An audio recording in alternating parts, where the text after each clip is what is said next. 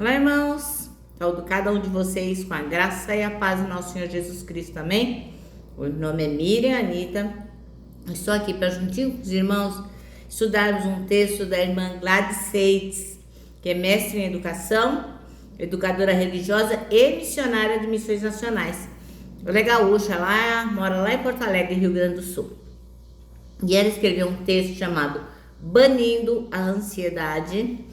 Esse texto consta do Manancial, que é um devocional que possui uma meditação diária para cada um de nós, baseado na Bíblia, que é a palavra de Deus. Ele é produzido pela União Feminina Missionária Batista do Brasil, com o objetivo de inspirar, exortar e edificar a nossa vida espiritual. Bem, eu não escrevi o texto, quem escreveu foi a irmã Gladys. Eu só vou ler com os irmãos e compartilhar aquilo que eu entendi, tá bom?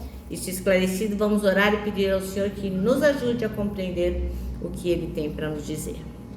Senhor Jesus, em tempos tão atribulados, no meio de tantas angústias e tantas lutas, que nós possamos aprender contigo a debelar a ansiedade, que nós possamos aprender contigo a depositar em Ti toda a nossa confiança. Em Teu nome que eu oro, que nós oramos. Amém. Meus irmãos, então nosso texto está em Filipenses 4. Nós vamos ler versículo 6. Depois vamos ler do 12 até o 20, tá bom? Então vamos lá. Filipenses 4, 6, primeiro. Ele diz assim, ó: não vivam preocupados com coisa alguma.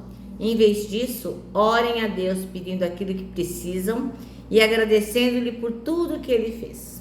Irmão Paulo falando aos irmãos da igreja de Filipos, né? Agora nós vamos para o versículo 12. E diz assim: Paulo recebeu umas ofertas dos filipenses lá. Ele se alegrou, ficou contente e com a preocupação dos filipenses por ele. E aí ele começa a contar que ele aprendeu a ficar satisfeito com qualquer coisa, em qualquer situação, com o que ele tem.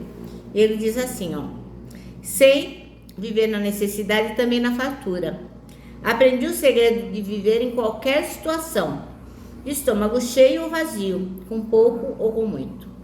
Posso todas as coisas por meio de Cristo, que me dá forças. Mesmo assim, vocês fizeram bem em me ajudar na dificuldade pelo qual estou passando. Como sabem, filipenses, vocês foram os únicos que me ajudaram financeiramente quando lhes anunciei as boas novas pela primeira vez e depois segui viagem saindo da Macedônia. Nenhuma outra igreja o fez. Até quando eu estava em Tessalônica, vocês enviaram ajuda em mais de uma ocasião. Não digo isso porque quero receber uma oferta de vocês. Pelo contrário, desejo que sejam recompensados pela sua bondade.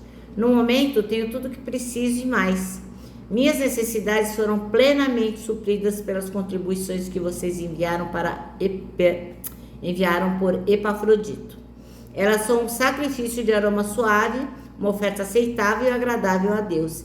E esse mesmo Deus que cuida de mim, lhe suprirá todas as necessidades por meio das riquezas gloriosas que nos foram dadas em Cristo Jesus. Agora, toda glória seja a Deus, nosso Pai, para todos sempre. Amém. Nosso texto chama-se Banindo a Ansiedade. O versículo escolhido foi o 6, que diz: não andem ansiosos por coisa alguma, mas em tudo, pela oração e súplicas e com ação de graças, apresentem seus pedidos a Deus.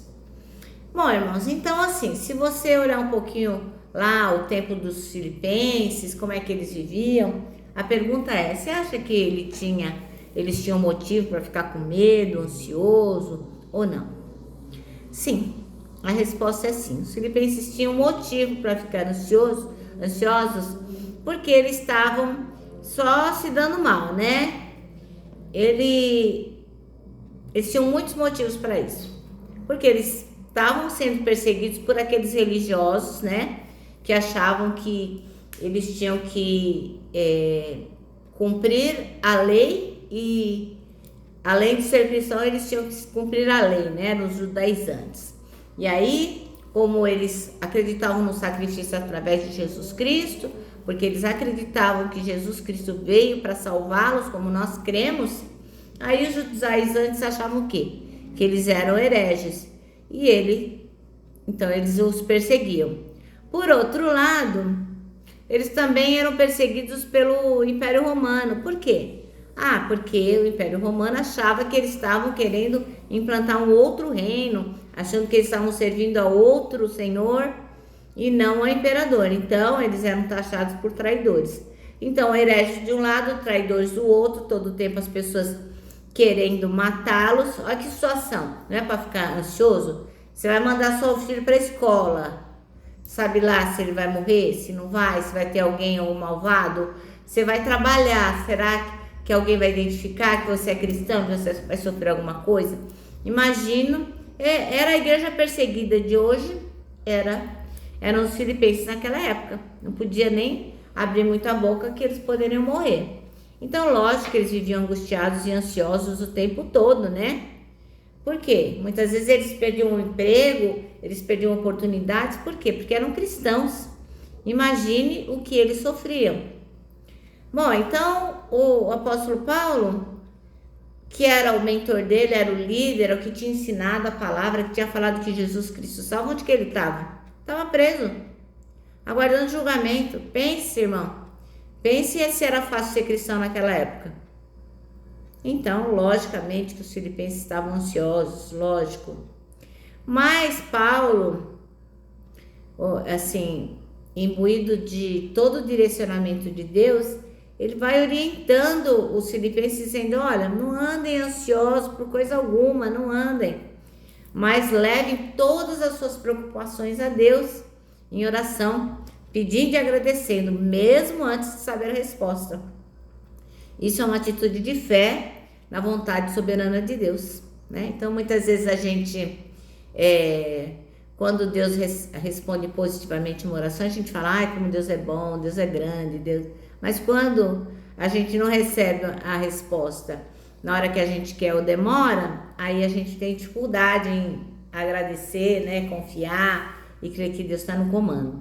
Então, o que o irmão Paulo fala? Olha, vocês não andem ansiosos por coisa alguma. E eles, pensem, irmãos, eles corriam risco de morrer, risco de morte. E ele disse, não andem ansiosos não.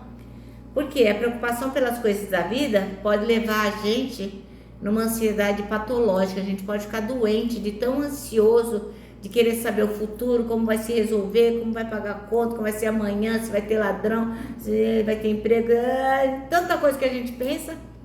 E aí a gente acaba adoecendo, né? Tanta gente tratando de ansiedade, porque vai acumulando, né, em seus dias muitas preocupações. Então, esse tipo de ansiedade é considerado uma doença, né, aqui no nosso tempo, né? O corpo da pessoa ansiosa sofre arritmia, sudorese, né? Fica suando frio, o coração fica batendo assim, descompassado, né? A boca fica seca, tem tontura, enfim. São tantas coisas que a pessoa somatiza, né? Leva para o corpo por causa das preocupações. Por quê? Porque a mente fica repleta de pensamentos negativos. Ela sempre está acreditando que o pior pode acontecer.